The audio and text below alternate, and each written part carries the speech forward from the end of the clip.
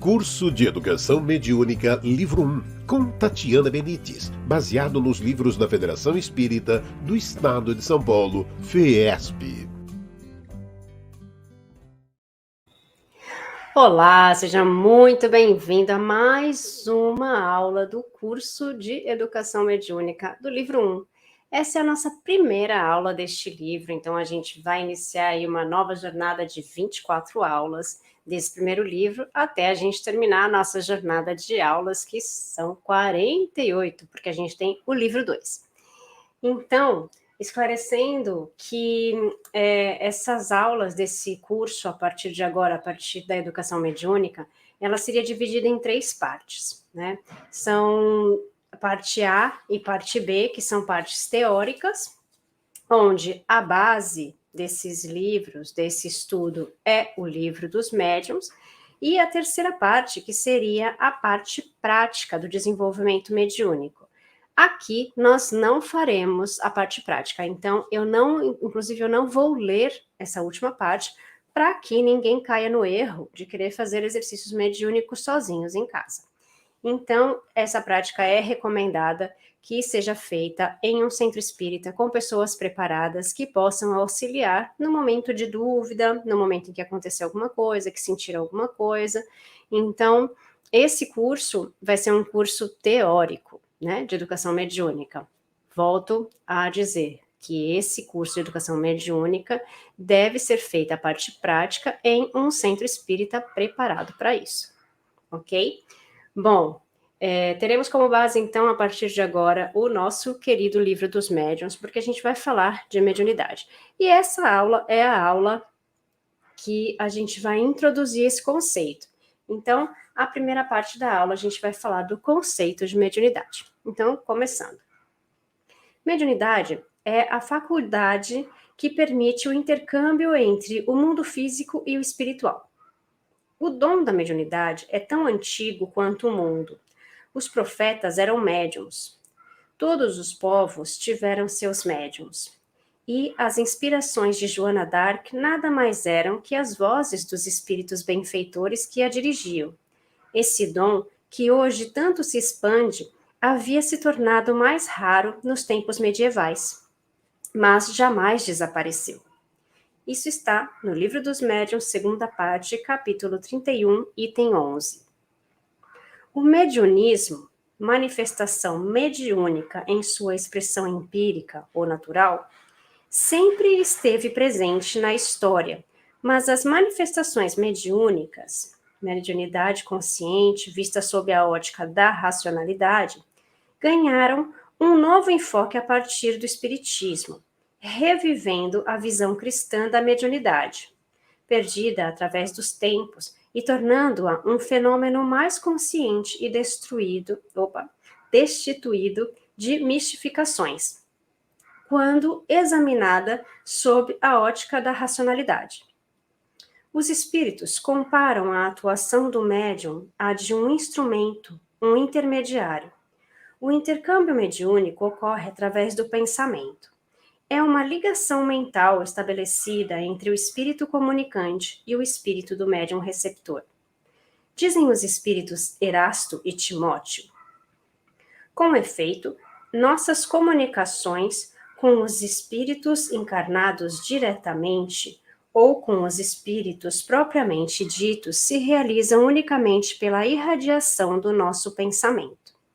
Isso está no Livro dos Médiuns, segunda parte, capítulo 19, item 225. São os fluidos emitidos pelo espírito que agem sobre o médium e sobre seus órgãos físicos, e são esses fluidos o veículo do pensamento. O pensamento do espírito encarnado age sobre os fluidos espirituais, como o dos espíritos desencarnados. Ele se transmite de espírito a espírito pela mesma via, e segundo seja bom ou mal, saneia ou vicia os fluidos secundantes. Isso está na Gênese, capítulo 14, item 17. A semelhança de ideias, pensamentos e propósitos, ou intenções, É muito importante ao direcionar a emissão e recepção de fluidos. A alma exerce sobre o espírito comunicante uma espécie de atração ou repulsão, segundo o grau de semelhança ou dessemelhança entre eles. Ora, os bons têm afinidade com os bons e os maus com os maus. Isso está no Livro dos Médiuns, segunda parte, capítulo 20, item 227. Como os espíritos se comunicam por pensamentos e não por palavras, e a sintonia se estabelece através da semelhança de propósitos, são ideias ou imagens que o espírito emite em ligação com o médium, e que este capta conforme sua capacidade. Nessa ligação mental, o perispírito apresenta papel muito importante, pois ele é o elo material entre o espírito e a matéria. Pela sua união íntima com o corpo, o perispírito desempenha um papel preponderante no organismo. Pela sua expansão, coloca o espírito encarnado em relação mais direta com os espíritos livres e também com os espíritos encarnados. Isso está na Gênese, capítulo 14, item 17. Através de André Luiz, podemos compreender melhor o aspecto específico da relação entre perispírito e corpo físico no fenômeno mediúnico, quando se refere à mediunidade espontânea que começa a aflorar no homem primitivo. Os encarnados que demonstrassem capacidade mediúnica mais evidente, pela comunhão menos estreita entre as células do corpo físico e do corpo espiritual, em certas regiões do corpo somático, passaram das observações durante o sono às observações da vigília. Quanto menos densos os elos entre os implementos físicos e espirituais, nos órgãos da visão, mais amplas as possibilidades na clarividência, prevalecendo as mesmas normas para a clareaudiência e para modalidades outras. Isso está em Evolução em Dois Mundos, capítulo 17, página 134. E eles colocam que é um grifo deles, da FESP.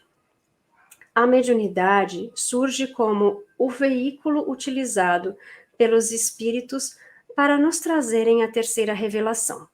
O espiritismo é a terceira revelação da lei de Deus, mas não está personificado em ninguém, porque ele é o produto do ensinamento dado, não por um homem, mas pelos espíritos, que são as vozes do céu, em todas as partes da terra e por inumerável multidão de intermediários. Isso está no Evangelho segundo o Espiritismo, capítulo 1, item 6. Em 1862, no Livro dos Médiuns, Kardec consolida a concepção da capacidade de comunicação entre o plano físico e espiritual, como uma aptidão pertencente a todos. Introduz o conceito de mediunidade como uma faculdade abrangente e irrestrita, e não como um dom especialmente destinado a poucos escolhidos. Desse modo, afirma que toda pessoa que sente a influência dos espíritos em qualquer grau de intensidade é médium. Essa faculdade é inerente ao homem, por isso mesmo, não constitui privilégio e são raras as pessoas que não a possuem, pelo menos em estado rudimentar. Pode-se dizer, pois, que todos são mais ou menos médiums. Isso está no Livro dos Médiuns, segunda parte, capítulo 14, item 159. A confirmação de que todas as pessoas são passíveis de serem influenciadas pelos espíritos se encontra no Livro dos Espíritos, no seguinte trecho, onde se pergunta aos espíritos sobre a possibilidade de sua interferência em nossa vida cotidiana. Os espíritos influem sobre os nossos pensamentos e as nossas ações?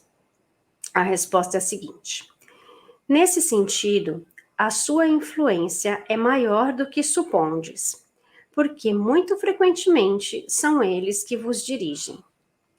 Isso está no Livro dos Espíritos, livro 2, capítulo 19, item 459. Apesar da generalização do conceito de mediunidade, o próprio codificador nos atenta ao fato que, usualmente, a utilização do termo médiums se aplica somente aos que possuem uma faculdade mediúnica bem caracterizada, que se traduz por efeitos patentes de certa intensidade, o que depende de uma organização mais ou menos sensitiva. Isso está no Livro dos Médiuns, segunda parte, capítulo 14, item 159. Kardec a coloca como uma faculdade desvinculada da necessidade da fé religiosa e relacionada à condição orgânica do médium. Vimos pessoas completamente incrédulas ficarem espantadas de escreverem sem querer, enquanto crentes sinceros não o conseguiam, o que prova que essa faculdade se relaciona com predisposições orgânicas. Isso está no Livro dos Médiuns, segunda parte, capítulo 17, item 209. Também André Luiz ressalta as relações entre a moral e a mediunidade.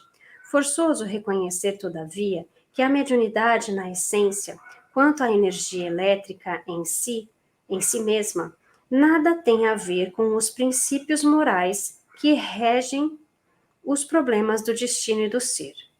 Dela podem dispor pela espontaneidade com que se evidencia sábios e ignorantes, justos e injustos, expressando-lhe desse modo a necessidade da condição reta, quanto a força elétrica exige disciplina a fim de auxiliar. A mediunidade, no entanto, é faculdade inerente à própria vida e, com todas as suas deficiências e grandezas, acertos e desacertos, é qual o dom da visão comum, peculiar a todas as criaturas, responsável por tantas glórias e tantos infortúnios na terra.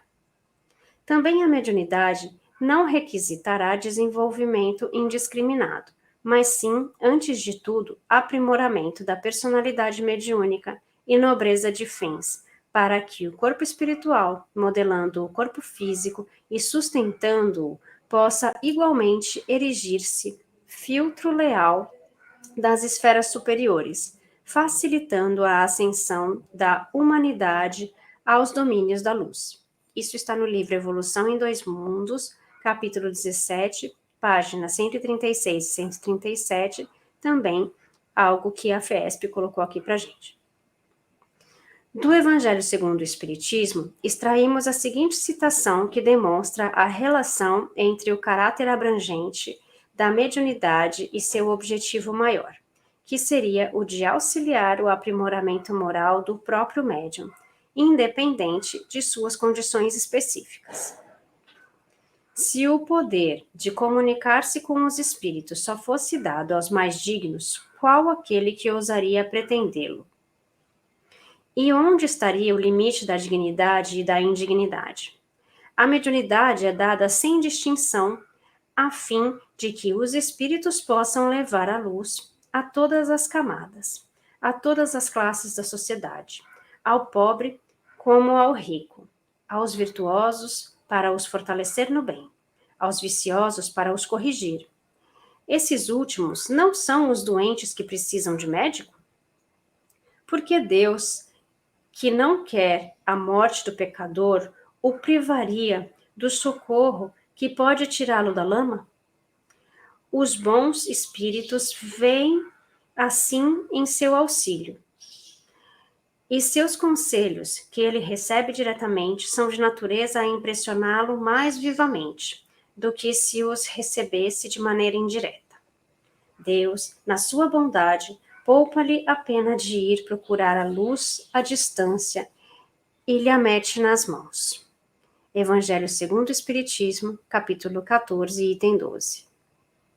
É assim que percebemos a importância da preocupação do médium com suas qualidades morais para o bom exercício da mediunidade. O pensamento sintonizado com a moral evangélica e o comportamento adequado aos padrões cristãos são essenciais ao bom exercício mediúnico. A mediunidade não implica necessariamente as relações habituais com os espíritos superiores. É simplesmente uma aptidão para servir de instrumento mais ou menos dócil aos espíritos em geral. O bom médium não é, portanto, aquele que tem facilidade de comunicação, mas o que é simpático aos bons espíritos, e só por eles é assistido. É nesse sentido, unicamente, que a excelência das qualidades morais é de importância absoluta para a mediunidade. Evangelho segundo o Espiritismo, capítulo 14, item 12.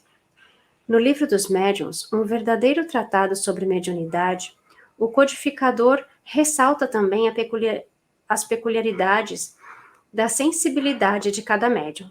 Deve-se notar ainda que essa faculdade não se revela em todos da mesma maneira. Os médiuns têm geralmente aptidão especial para esta ou aquela ordem de fenômenos, o que os divide em tantas variedades quantas são as espécies de manifestações. Livro dos Médiuns, segunda parte, capítulo 14, item 159. No entanto, estabelece uma classificação geral, que apesar de não impor como absoluta, faz questão de reportar como de autoria inteiramente atribuída aos espíritos. Diz ele que, levando em consideração as semelhanças entre causa e efeito, encontramos a divisão dos médiuns em duas grandes categorias: médiuns de efeitos físicos e médiuns de efeitos intelectuais. Médiuns de efeitos físicos: os que têm o poder de provocar os efeitos materiais ou as manifestações ostensivas. Médiuns de efeitos intelectuais: os que são mais especialmente aptos a receber e a transmitir as comunicações inteligentes. Isso está no Livro dos Médiuns, segunda parte, capítulo 16, do quadro sinótico, item 187. Como exemplos de efeitos físicos, teríamos a escrita direta, a materialização, a tipologia, que é a produção de ruídos e pancadas, etc. Entre os efeitos intelectuais, teríamos a psicofonia, a psicografia, a audiência, a vidência e etc. Kardec ressalta também que é, às vezes, difícil estabelecer o limite entre ambos, mas isso não acarreta nenhuma dificuldade. Incluímos na classificação de médiuns de efeitos intelectuais os que podem mais especialmente servir de instrumentos para comunicações regulares e contínuas. Isso está no Livro dos Médiuns, segunda parte, capítulo 16, item 187. Bom, e assim a gente termina a nossa primeira parte da primeira aula. O que é importante dizer aqui, que mediunidade, como é dito aqui no Livro dos Médiuns, e a gente já falou, quase todos nós temos em um grau ou outro. Ou seja, a pessoa não precisa ser espírita para ser médium. Então, uma coisa não tem nada a ver com a outra. Muitas vezes as pessoas falam, mas aquele médium espírita está fazendo tal coisa. Às vezes ele é médium, mas ele não é espírita. Então, ele não vai ser espírita se ele não segue os ensinamentos de Kardec. Se ele segue os ensinamentos de Kardec, ele vai ser espírita. Então, ele vai seguir aqui as coisas que nós estamos também aprendendo e que nós seguimos de acordo com os 5 livros principais aí que a gente chama de Pentateuco Kardeciano, tá? Então, algo importante a se dizer é que todos nós podemos ser médiuns e não especificamente espíritas, ok? Bom, voltando agora à parte 2. Afinidade, aproximação, aceitabilidade e incorporação. Kardec nos ensina como a natureza das comunicações está sempre relacionada com a natureza do espírito, mas ressalta que, ao lado da aptidão do espírito, existe a do médium, instrumento, que é, para ele, mais ou menos cômodo, mais ou menos flexível, e no qual ele descobre qualidades particulares que não podemos apreciar. Isso está no Livro dos Médiuns, segunda parte, capítulo 16, item 185. E acrescenta: apesar da igualdade de condições, Quanto à potência mediúnica, o espírito dará preferência a um ou a outro, segundo o gênero de comunicações que deseja transmitir. Isso está no Livro dos Médiuns, segunda parte, capítulo 16, item 185. No mesmo item, Kardec lembra que as aptidões do médium em sua vida atual nem sempre são determinantes na definição do conteúdo das mensagens que ele recebe. Assim, poetas podem não conseguir trazer mensagens mediúnicas em forma de poesia, enquanto que outros sem aptidão para conhecimentos científicos podem trazer comunicações sábias. De acordo com Kardec, ocorre o mesmo com o desenho, a música e etc. Os fatores mais importantes no estabelecimento da ligação mediúnica são outros. Os espíritos se comunicam dando preferência mais ou menos acentuada a este ou aquele médium, de acordo com as suas simpatias. Livro dos Médiuns, segunda parte, capítulo 16, item 185. As qualidades do médium são essenciais para que haja afinidade entre o médium e o espírito comunicante. É a intenção, o pensamento íntimo, o sentimento mais ou menos louvável de quem interroga o espírito. Livro dos Médiuns, segunda parte, capítulo 16, item 186. A afinidade é obtida através da sintonia do espírito com os pensamentos, comportamentos, emoções e palavras emitidos pelo médium costumeiramente. Daí, inferimos a importância do conhecimento evangélico doutrinário do médium, da sua sinceridade de propósitos, dos tipos de pensamentos que emite no dia a dia, do seu interesse pelo desenvolvimento das virtudes e pela eliminação dos defeitos e vícios. Como vimos, nossos pensamentos e emoções impregnam os fluidos, e são os fluidos que nós emitimos que atraem outros fluidos semelhantes, permitindo um maior ou menor equilíbrio do médium. A semelhança de pensamentos e propósitos ou intenções é muito importante para o médium captar os fluidos da espiritualidade. Como os espíritos se comunicam por pensamentos e não por palavras, são ideias ou imagens que o espírito emite em ligação com o médium e que este capta conforme sua capacidade. Pode haver também maior afinidade entre espíritos em que haja envolvimento emocional. Outras existências, amizade, simpatia e etc. Mas esse tipo de envolvimento não é essencial para que ocorra a ligação mental. Sendo assim, o médium iniciante deve evitar buscar estabelecer comunicações com um espírito determinado, pois ocorre frequentemente que não seja com este que as relações fluídicas se estabeleçam com mais facilidade, por maior simpatia que lhe devote. Livro dos Médiuns, segunda parte, capítulo 17, item 203.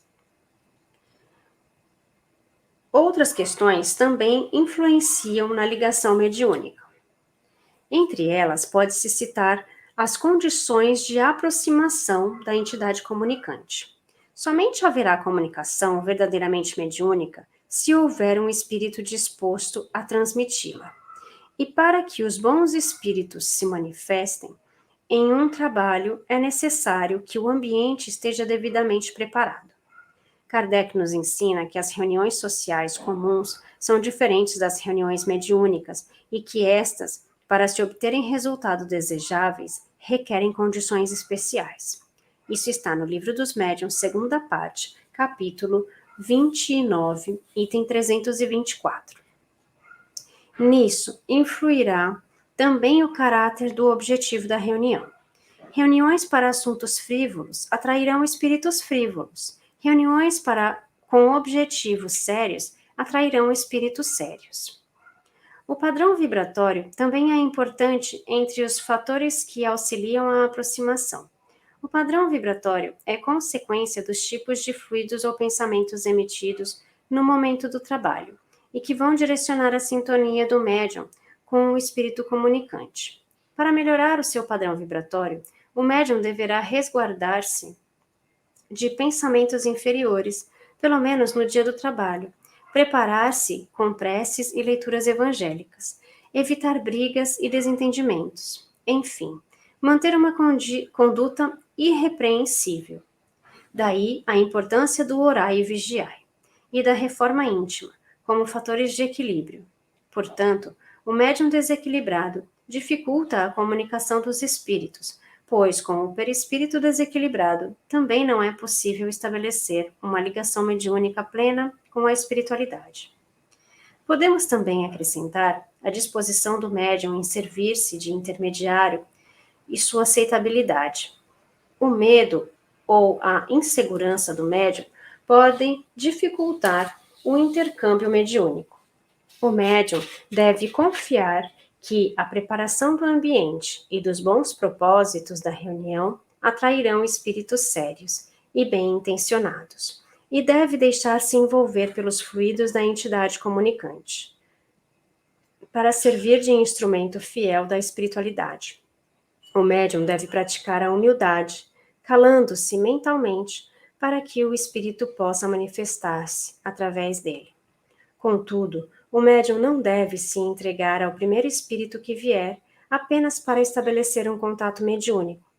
A dificuldade encontrada pela maioria dos médiuns iniciantes é a de ter que tratar com espíritos inferiores. Isso está no Livro dos Médiuns, segunda parte, capítulo 17, item 211. Ainda sobre a passividade, Edgar Armond destaca o papel do médium para a aceitação da ligação perispiritual. Natural, pois, e mesmo necessário, que haja passividade no ato funcional mediúnico e atividade e consciência plenas fora desse ato. Mediunidade, segunda parte, capítulo 22, o desenvolvimento.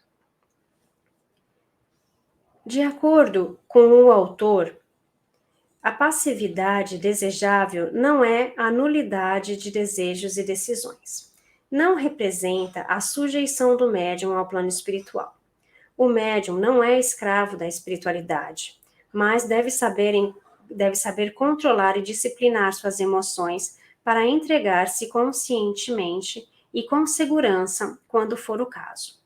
O próprio Edgar Armond, adverte quanto ao perigo da extrema passividade.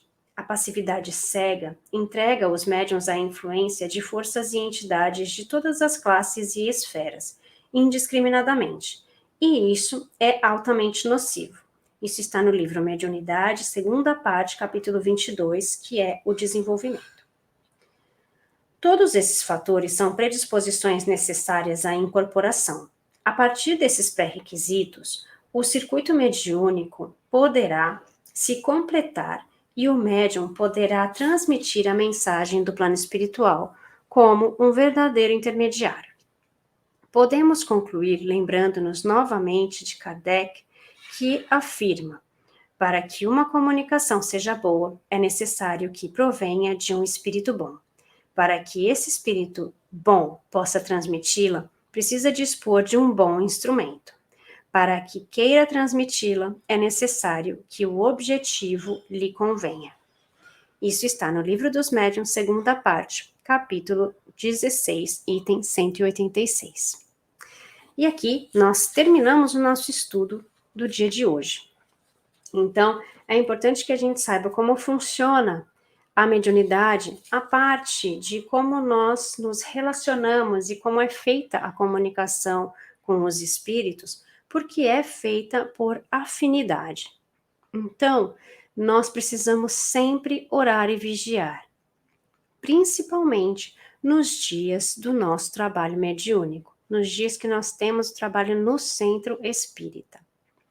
Por quê? Porque é o momento em que a gente precisa estar mais centrado nesse tipo de trabalho e nós precisamos estar com uma boa vibração para nós termos essa afinidade com espíritos que estejam na mesma vibração que nós.